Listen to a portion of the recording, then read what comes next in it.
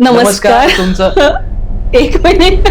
10वी नंतर मला खूप ऍक्टिंग आणि ह्याचा एकदम किडा आला. मीडिया फील्डमध्ये मी 2019 पासून तर होतो, पण म्हणावं तसं काम होत नव्हतं. ब्रेकिंग पॉइंट होता माझ्यासाठी की आता आर या पार, अशा त्यांनी गोष्टी मला सांगितल्या की जिथे मला असं व्हायला लागलं की हे कनेक्ट होतंय कुठेतरी काहीतरी. अभिषेक दादा वैरागी यांच्याबरोबर तू खूप सारे एपिसोड केले. ती भेट कशी होती?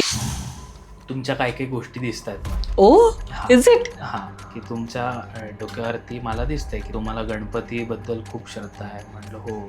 तुमचे इष्टदेव पण दिसत आहेत, स्वामींबद्दल पण तुम्हाला पुढे जाऊन खूप वाटेल.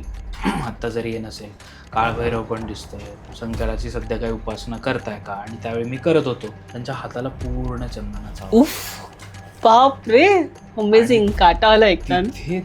तिथे मी पूर्ण उडालो. लोक म्हणतात म्हणून फॉलो करणाऱ्यातला नाही.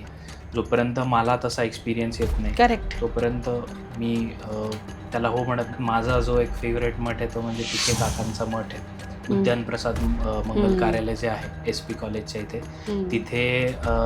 तिथे स्वामींचा एक हे आहे, मठ आहे.